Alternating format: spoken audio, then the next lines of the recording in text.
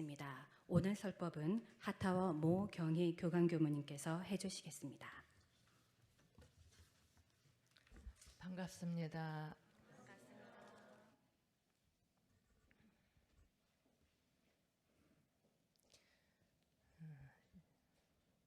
지난 시간에 이론상 서원문, 이론은 입정처이면서 생사문이다. 이 구절 함께 공부했습니다.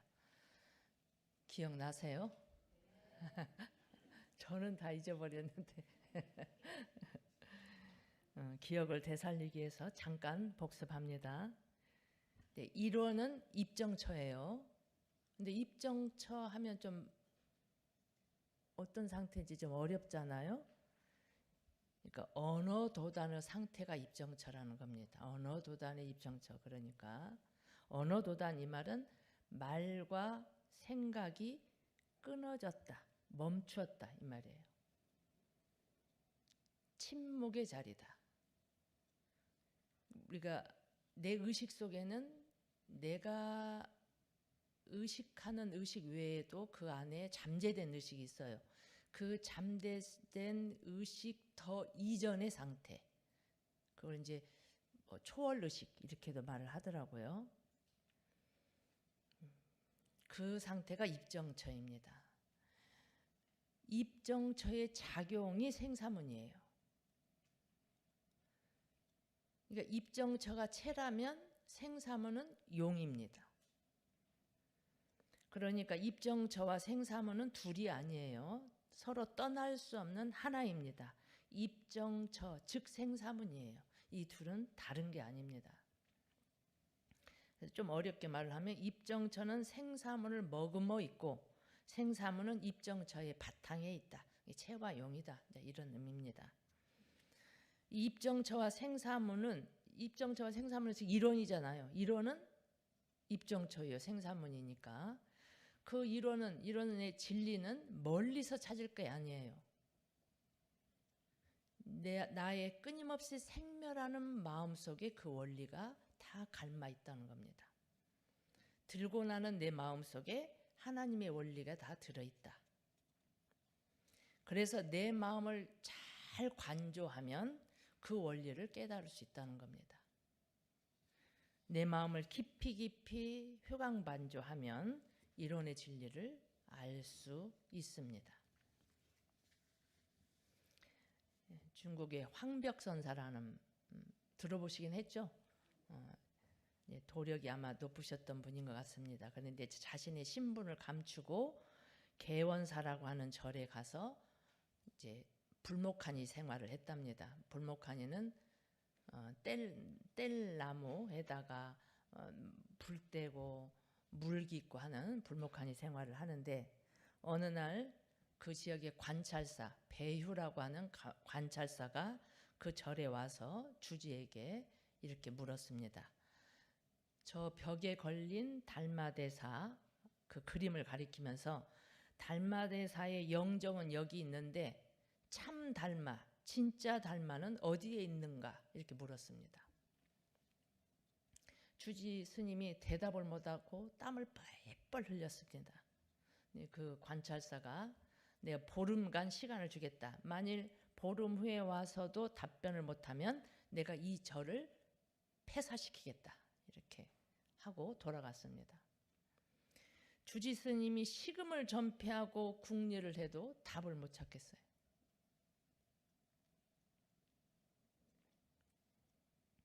누가 그거 질문하고 안 되면 한강교당 없애버리겠다 그러면 이 절집이 큰 위기에 봉착을 했죠. 모두가 걱정이고 막 이렇게 하는데 그 늘 불 떼고 물 깃던 그 불목하니가 제가 답변을 하겠습니다 하고 나섰습니다. 이제 보름 후가 되니까 어김없이 그 관찰사 배유가 찾아왔어요. 물었습니다. 달마의 영정은 저기 벽에 걸려 있는데 진짜 달마는 어디에 있는가? 그 불목하니까 느닷없이 큰 소리로 배유! 하고 불렀어요. 관찰사 이름 배유. 그랬더니 배유가 엄결 너무 큰 소리를 부르니까 예! 하고 대답을 했어요. 그러니까 달마가 여기 나왔습니다. 이렇게 말을 했습니다. 관찰사가 2절에는 아주 훌륭한 분이 계시다. 그래서 9뒤부터 더 저를 후원을 잘했답니다. 이 무슨 말인지 아시겠어요? 무엇이 들어서 대답을 했는가?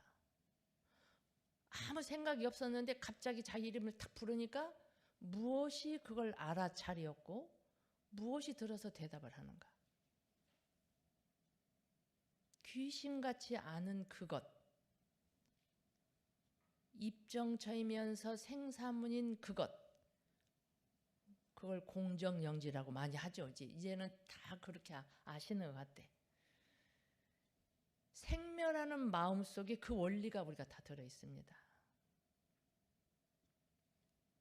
전산 상사님께서 이런 말씀을 하셨어요. 마음을 들고 낼 때마다 언어도단의 입정처 유무초월의 생사문으로 이 내 들고 나는 마음을 대조하고 반조하고 단련하고 하면 성리에 그냥 진입할 수 있다. 이해되세요? 이 말 해도 성리를 알려고 하면 또 막 책 찾으시죠. 물론 원리를 알아야 되니까 이제 그거 하지 말는 말씀은 아닌데, 진짜 해답은 내 마음 작용하는 것 속에 있다는 이야기입니다. 지금 이 순간도 한 발도 내 몸을 움직이지 않고도 이론의 진리, 입정처, 생사문을 그대로 드러낼 수 있다는 이야기입니다. 다만 우리가 관조하는 힘이 약해서 잘 안 되는 것이죠. 대종사님은 태양보다 밝아서 온 우주와 삼세를 비출 수 있는 힘이 있는데 우리는 그 힘이 약하기 때문에 말을 들어도 또 이게 긴가민가 하고 그렇습니다. 지금 말과 생각이 끊어진 자리를 말로 설명하고 있는 거예요. 그러죠? 지금 언어도단 해보세요. 언어도단이 무슨 뜻이라겠죠? 생각을 멈추라 이 말이에요. 생각을. 몸이야 지금 안 움직이시니까 말씀도 안 하시고 생각을 멈추는 거예요. 몇 분이나 가능하세요? 1분? 아무것도 하지 말라는 거예요. 그러니까 이걸 이제 침묵이라고 한다고 했죠. 이게 무건할 때 무건의 참 의미는 생각을 멈추라는 거예요. 그냥 말만 하지 말라. 말은 안 하는데 계속 생각이 돌아가는 건 무건이 아니라는 거예요. 그게 침묵의 참 뜻, 참 무건. 그 참 무건에 들 때 그 상태가 광명만 있는 겁니다. 고요한 광명이에요.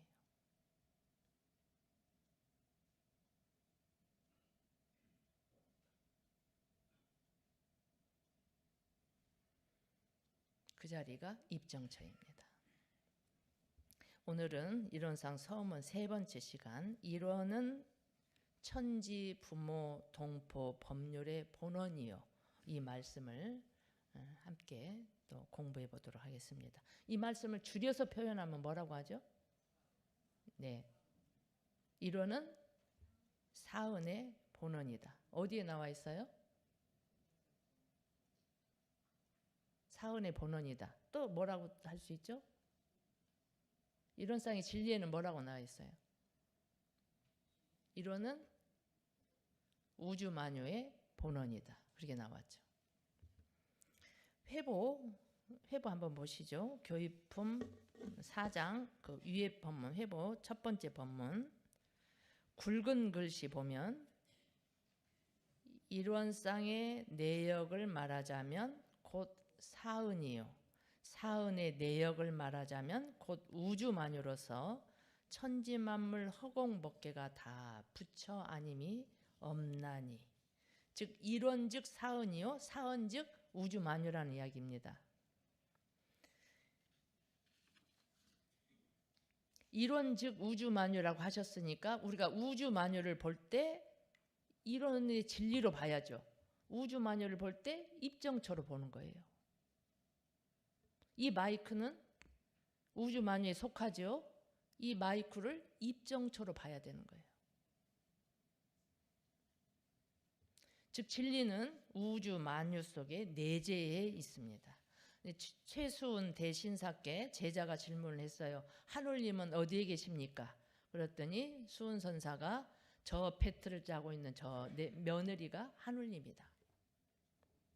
어찌 그 며느리만 하늘님이겠습니까? 대종사님께서는 이 세상 만물이 다 하늘님이다. 다 부처님이다. 그 일본에 저는 일본말을 전혀 모르는데 다케다 제과가 있대요. 아주 유명한 제과라네요. 거기에 이제 계란 과자가 아주 유명하답니다. 그 과자를 사려면 아주 전쟁을 치를 정도로 그 계란 과자가 유명하대요. 아주 오랫동안 인기가 많은 과자인데 그 과자를 만들 때 몇 가지 비밀이 있는데 그 계란 과자를 만들 때 일반 계란보다 3배나 더 비싼 북해도산 토종닭 유정란만 고집을 한답니다. 그러니까 아주 품질 좋은 계란을 쓰고 그 재료를 아주 좋은 재료를 쓰는데 이제 그런 건 그럴 수 있는데 무엇을 하냐면 과자를 만들 때 직원들이 그 과자를 향해서 감사합니다를 외친답니다. 그 만드는 사람의 그 행복한 마음과 정성이 제품 속에 들어가도록 감사합니다를 외친답니다. 근데 이제 그 다케다 회장이 되게 평소에도 하루에 3,000번씩 감사합니다를 외치도록 권한답니다. 그렇게 하면 감사합니다 하면서 찡그리면서 하는 사람은 없죠. 그렇기 때문에 운이 자연히 따라오는 거다. 그래서 감사합니다를 되게 이제 3,000번을 하려면 약 40분이 소요가 된다네요. 누가 한번 해보시든지.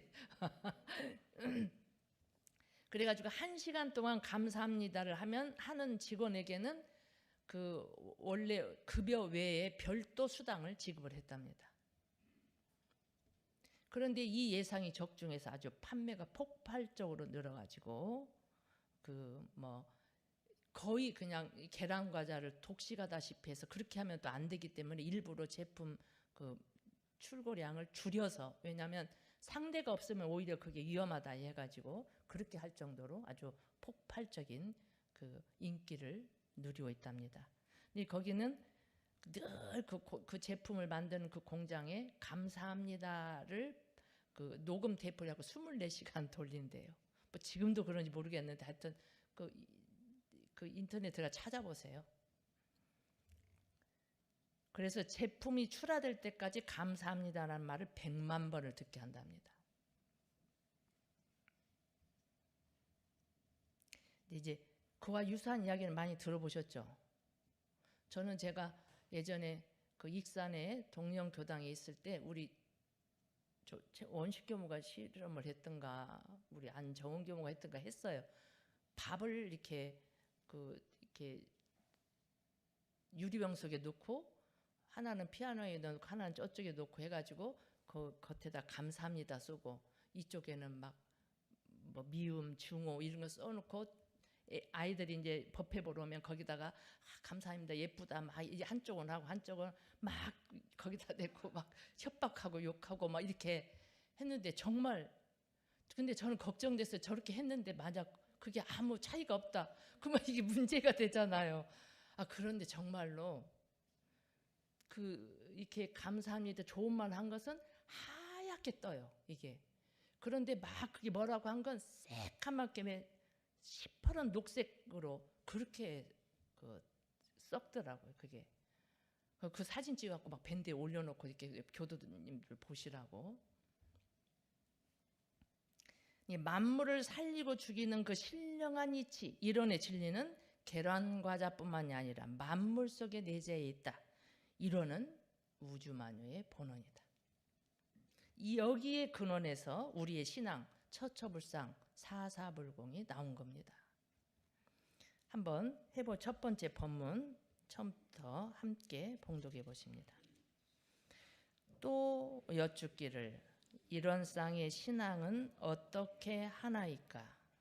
대종사 말씀하시기를 이런 쌍을 신앙의 대상으로 하고 그 진리를 믿어 복락을 구하나니 이런 쌍의 내역을 말하자면 곧 사은이요 사은의 내역을 말하자면 곧 우주만유로서 천지만물 허공법계가 다 부처 아님이 없나니 우리는 어느 때 어느 곳이든지 항상 경외심을 놓지 말고 존엄하신 부처님을 대하는 청정한 마음과 경건한 태도로 천만사물에 응할 것이며 천만사물의 당처에 직접 불공하기를 힘써서 현실적으로 복락을 장만할지니 이를 뭐라 말하자면 편협한 신앙을 돌려 원만한 신앙을 만들며 미신적 신앙을 돌려 사실적 신앙을 하게 한 것이니라. 대종사님 말씀을 확고하게 믿는다면 저 도반이 부처로 보이지 않으면 고민해야 된다는 거예요. 왜 내 눈에는 부처로 보이지 않을까? 분명히 대종사님께서 우주 만물 허공법계가 부처 아님이 없다 했는데 왜 부처님으로 보이지 않을까요?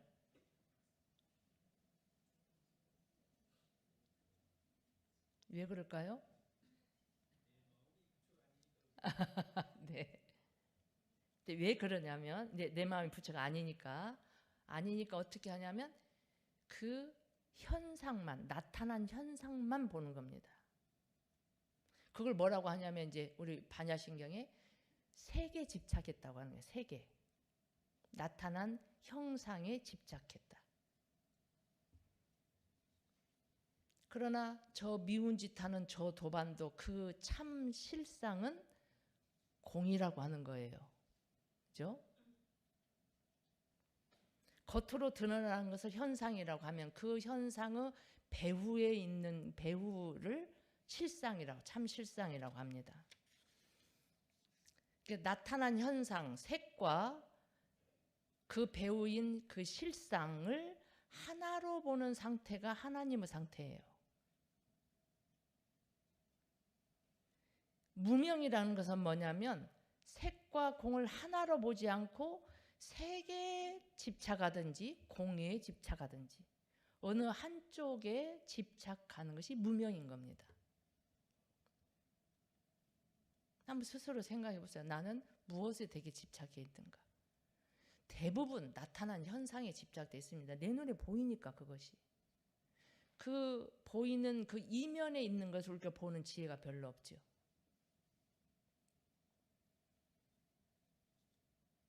왜 내 눈에는 부처로 보이지 않을까? 고민해야 됩니다.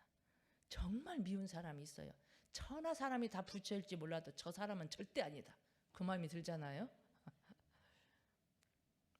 그러나 사랑과 미움 어느 한쪽에 치우치는 것은 그것을 보고 중생의 눈이라고 하는 거고, 어디 법문에 이렇게 기가 막힌 법문이 있더라고요. 불안은 부처불자 눈한자, 부처님의 눈, 불안이 부처님의 눈이 따로 있는 것이 아니라 대종사님 눈만 불안이고 내 눈은 중생의 영원히 내 중생의 눈인가? 불안, 부처님의 눈이 따로 있는 것이 아니라 분별하지 않고 볼 때 바로 그 눈이 부처의 눈이다. 중생의 눈은 색과 공을 분별해서 어느 한쪽에 치우쳐서 보는 눈이 중생의 눈입니다. 이론은 천지 부모 동포 법률의 본원이다. 이것이 처처불상 신앙의 근거입니다. 내 눈이 아직 봉사여서 눈은 떴지만 눈뜬 봉사여서 처처가 부처로 보이지 않는다면 대종사님 말씀을 믿음을 세워서 천지 만물을 볼 때 부처님으로 믿고 봐야 되는 거죠. 부처님을 일단 믿고 그리고 불공에 힘써야 그것이 복락을 구하는 요긴한 방법이다. 그렇게 하셨습니다. 박상길이라고 하는 백정이 있었답니다. 장터에서 고깃집을 운영을 하는데 어느 날 그 백정보다 훨씬 젊은 양반이 찾아와서 고기를 사러 왔어요. 상길아, 고기 한 근을 주어라 이렇게 했어요. 옛날에는 양반이 나이 많은 상인들 반말을 하잖아요. 상길아, 고기 한 건 줘라. 그러니까 그러지요 하고 이제 그 백정이 솜씨 좋게 고기 한 근을 베어서 줬습니다. 근데 마침 그때 또 한 사람이 찾아왔어요. 그도 양반인데 그는 이렇게 그 천민이지만 나이가 이제 본인보다 훨씬 많아요. 그러니까 박서방 여기 고기 한 근 주시게 이렇게 하니까 예 고맙습니다 하고 기분 좋게 고기 한 근을 잘라주는데 처음 온 양반이 가만 보니까 자기가 받은 고기보다 갑절을 더 주는 거예요.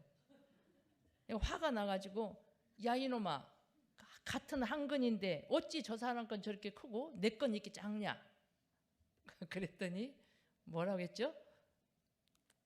박상길이가 대답했습니다. 아, 네. 그야 저 손님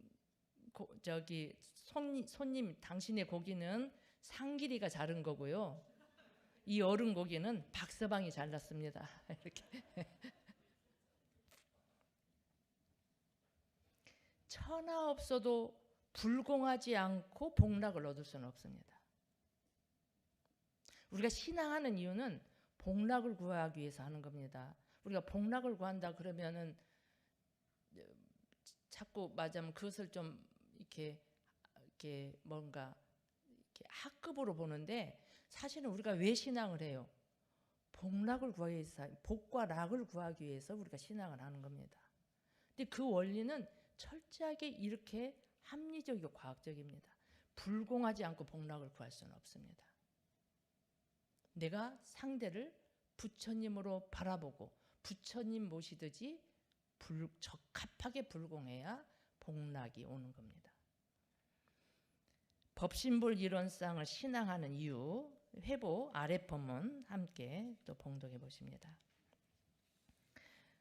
앞에 이제 너무 길어서 앞에 생략했거든요. 그러므로 인연 작복을 잘하고 못하는 것과 북이 빈천되는 것이 다 다생겁내를 왕래하면서 불공 잘하고 못하는 데 있나니 복이 많고 지혜가 많은 사람은 법신불 이론상의 이치를 깨치어 천지 만물 허공법계를 다 부처님으로 숭배하며 성공의 기한 구별도 분명하며 죄복의 근원처를 찾아서 불공함으로 무슨 서원이든지 반드시 성공할 것이니 그러므로 우리는 불상 한 분만 부처로 모실 것이 아니라 천지 만물 허공법계를 다 부처님으로 모시기 위하여 법신불 일원상을 숭배하자는 것이니라.